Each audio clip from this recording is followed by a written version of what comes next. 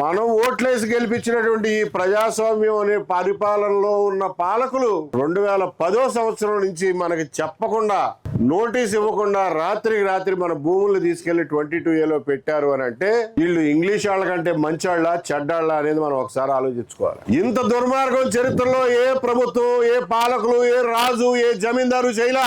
వీళ్ళంత దుర్మార్గం చేస్తున్నారు. సీతాదేవి భూమిలో నుంచి పుట్టిందంటారు. రావణుడు ఏ రకంగా అయితే సీతాదేవిని భిక్షాటన పేరు మీద వచ్చి ఎత్తుకుపోయాడో, మీ భూమి రికార్డులన్నీ కంప్యూటర్ లో పెడతాం, వెబ్ ల్యాండ్ లో పెడతాం అన్న పేరు మీద వచ్చి ఈ రావణులు సీతాదేవి తల్లి లాంటి మన భూమిని తీసుకెళ్లి 22A అనే శ్రీలంకలో దాచిపెట్టారు. ఈ రోజు దాని నుంచి మన సీతాదేవిని ఇడిపించుకోవాల్సిన అవసరం మనకుంది. ఈ రావణుడు మామూలు రావణులు కాదు. రావణుడికి 10 తలకాయలు ఉంటే ఇక్కడ ఒక MRO ఉన్నాడు, ఒక RDO ఉన్నాడు, ఒక జాయింట్ కలెక్టర్, ఒక కలెక్టర్, ఒక CCLA, ఒక MLA, ఒక బ్రోకరు, ఒక VRO. ఇక్కడ 10 తలకాయలకి తక్కువేవి లేవు. ఒక తలకాయకి మనం మేపితే మిగిలిన 9 తలకాయలు అడుగుతాయి నా సంగతి ఏంటని. వాళ్ళందరినీ మేపినా గానీ మళ్ళీ పని అవుద్దో లేదో తెలియదు. అసలు మన భార్య మీద, మన సీతాదేవి మీద, మన తల్లి మీద మనం హక్కు కోరుకోవడానికి ఈడికి డబ్బులు ఇవ్వడం ఏంటి అనేది ప్రాథమిక సమస్య. కాబట్టి మిత్రులారా, ఈ రావణుడిని బతిమాలితే, పిటిషన్లు ఇస్తే, PGRS లోకి వెళ్తే, సాగిల పడితే జరిగే పని కాదు. యుద్ధం చేస్తే తప్ప ఈ రావణులు మాట వినరు. యుద్ధానికి అందరూ సిద్ధం కావాలి అని చెప్పి మీ అందరికి మనవి చేస్తాం. నాకు 22A సమస్య లేదు. నేను రామాయణంలో ఉడత సాయం చేసినట్టుగా ఉడత లాంటి వాడిని. కేవలం ఇది అన్యాయం. లక్షలాది మంది ప్రజలు నోరు తెరవలేక, అందరూ ఒక చోట చేరలేక, తరతరాలుగా వస్తున్నటువంటి ఆస్తిని, వాళ్ళ ప్రాణ సమానమైనటువంటి ఆస్తిని ఈ రోజున ప్రభుత్వాలు లాక్కుంటే ఎవరికి చెప్పలేక, అన్నం సహించక, నిద్ర పట్టక బాధపడుతున్నారన్న ఉద్దేశంతో నేను, చక్రవర్తి గారు, బాబు గారు, సిద్ధారెడ్డి గారు, సుబ్బారెడ్డి గారు అందరం తిరుపతి కేంద్రంగా ఈ ప్రయత్నాన్ని ప్రారంభించాం. ఈ రోజున ఒక ఎమ్మెల్యే కూడా దీని గురించి మాట్లాడు, ప్రతిపక్ష నాయకుడు కూడా మాట్లాడు. ఎందుకు? ఆవులపల్లిలో 911 ఎకరాల భూమిని 2023లో 22A పెట్టింది ఎవడయా? నువ్వు కదా, నీ ప్రభుత్వం కాదా?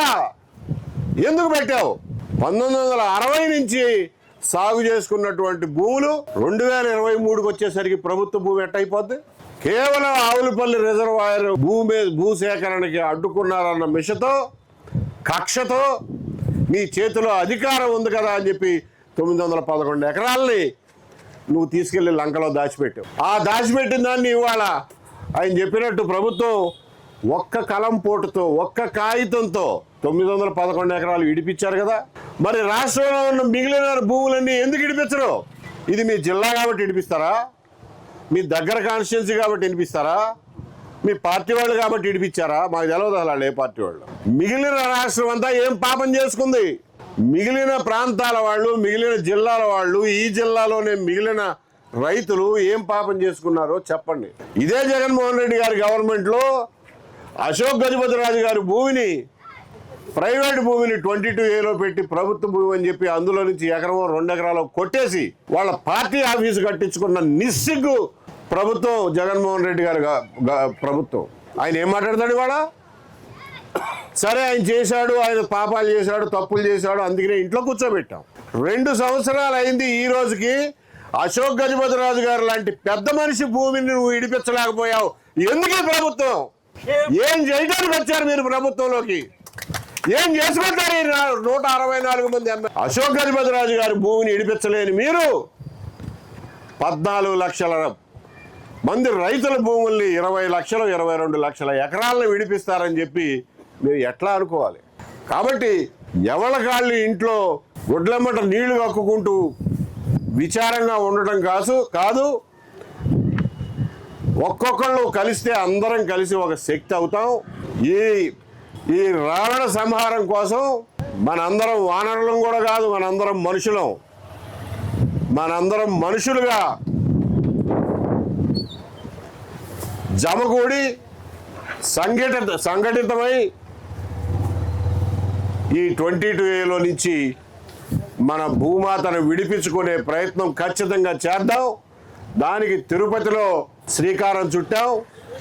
ఇది జిల్లాకి, ప్రతి పట్టణానికి, రాష్ట్ర వ్యాప్తంగా దీన్ని విస్తరించి ఈ బాధితులందరినీ సంఘటితపరిచేటువంటి ప్రయత్నంలో ఉన్నాం. కాబట్టి ఎవ్వరూ నిరాశ చెందొద్దు. మనకి ఈ రావణుల్ని సంహరించడానికి మనకి ఏ విభీషణుడు అక్కర్లా. అదిగో పొట్టలో బాణం వేస్తే చస్తాడు అని చెప్పడానికి మనకు తెలుసు. ఎక్కడ ఈ బటన్ నొక్కితే చస్తారో మనకు తెలుసు.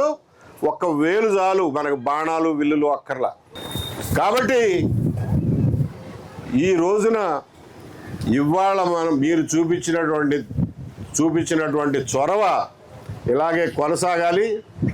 ఇది చేయకపోతే మాత్రం మన జీవిత కాలంలో వీళ్ళు మన భూముల్ని మనకి తిరిగి అప్పచెబుతారనే నమ్మకం ఏమాత్రం లేదు. అందుకనే ప్రభుత్వానికి ఫైనల్గా చెప్తున్నాం. నిన్న ముఖ్యమంత్రి గారు అన్నారు కాబట్టి 5 వారాల్లో బాపట్ల జిల్లాని 22A విముక్త జిల్లాగా ప్రకటిస్తాం అని కలెక్టర్ గారు చెప్పాడు. ఆయన ప్రకటించిన తర్వాత నేను వచ్చి పట్టాలు పంపిణీ చేస్తాను అని చెప్పాను. ఆయన ఎంతవరకు చేస్తాడో చూద్దాం. ఈ 5 వారాలు అయిన తర్వాత బాపట్ల జిల్లా కలెక్టర్ కనుక బాపట్ల జిల్లాని 22A విముక్త జిల్లాగా చేయలేని పక్షంలో కలెక్టర్ మీద ఏ యాక్షన్ తీసుకుంటావో చెప్పు. ట్రాన్స్ఫర్ చేస్తావా, సస్పెండ్ చేస్తావా, ఏం చేస్తావో చెప్పు. కనీసం అప్పటికైనా మీరు అర్థం చేసుకుని దాన్ని ఒక ప్రేరణగా తీసుకుని ఈ 5 వారాల తర్వాత కలెక్టర్ ఫెయిల్ అయిన పక్షంలో 22Aని పూర్తిగా రోల్ బ్యాక్ చేస్తామని చెప్పి ప్రజల ముందు ప్రమాణం చేయమని చెప్పమని చెప్పి నేను డిమాండ్ చేస్తున్నా. మీరు చెప్పిన మాటే మీ వల్ల కాలేదు అని అంటే మీ చేత కాదు అని ఒప్పుకున్నట్టే. కాబట్టి ఆవులపల్లిలో ఏ రకంగా అయితే ఒక్క కలంపోటుతో ఒక్క పేజీ కాగితం ఆర్డర్తో 911 ఎకరాలని 22A నుంచి విముక్తి చేశారో రాష్ట్రం మొత్తం విముక్తి చేయండి. అందులో మీద ఏదన్నా ప్రభుత్వం ఉంటే నోటీస్ తీసుకోండి, ఎవరికి కావాలి. మిత్రులారా, వ్యక్తులకి మధ్యన భూతగాదాలు ఉండడం సహజం. అన్నదమ్ముల మధ్య భూతగాదాలు ఉండడం సహజం. అన్నదమ్ముల మధ్యన భూతగాదాలు ఉంటే కోర్టుకు వెళ్తారు, పెద్ద మనుషుల్లో కూర్చుంటారు, ముందు ఊళ్ళో కూర్చుంటారు. అరే తప్పురా, నువ్వు అట్ట మీ అన్న భూమిని కొట్టేయడం తప్పురా అని చెప్పి తమ్ముడికి చెప్తారు. విన్నాడు వింటాడు, వినవాడు వినడు. లేకపోతే కోర్టుకు వెళ్తారు, కోర్టులో తేలుతుంది, వాళ్ళకి విడగొడతారు. ఇవాళ సంపన్నం సర్వశక్తివంతమైనటువంటి ప్రభుత్వమే లాగేసుకుంటే ఏ కోర్టు మనల్ని రక్షించగలదు? కోర్టు ఆర్డర్ ఇచ్చింది, ఇంప్లిమెంట్ చేయరు, ఏం చేస్తుంది కోర్టు? మళ్ళా మనం కంటెంప్ట్ వేసుకోవాలంట, దానికి వాయిదాల మీద వాయిదాలు.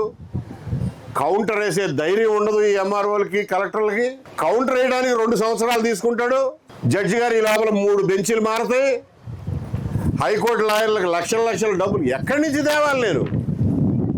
నాకున్న కాస్త ముక్క చెక్క అమ్ముకునే పరిస్థితి లేనప్పుడు నేను డబ్బులు ఎక్కడి నుంచి తెచ్చి ఫైట్ చేయాలి ఈ కేసులు? చివరిగా హైకోర్టు తీర్పు వచ్చే నాటికి నేను బతికుంటానో చచ్చిపోతానో తెలియదు. కాబట్టి మిత్రులారా, ఇది చాలా గంభీరమైన సమస్య.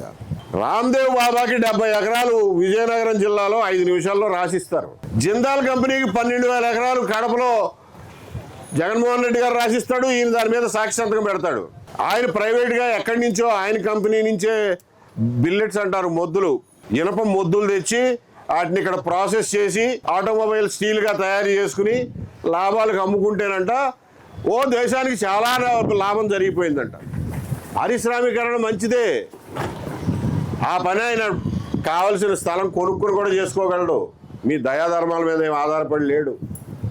అయినా సరే మనకు వాళ్లే ముద్దు పిలిచి మరి ఎంత కావాలో తీసుకోని, ఆయన ఎన్ని ఎకరాలు కావాలో తీసుకో, ఇంకా ఖాళీగా ఉందో ఇది కూడా తీసుకో, మన అక్కడ సోలార్ ప్లాంట్ పెట్టుకో, నువ్వు కరెంట్ ఖర్చు కూడా నీకు లేకుండా అని చెప్పి అది కూడా ఇచ్చేస్తాం.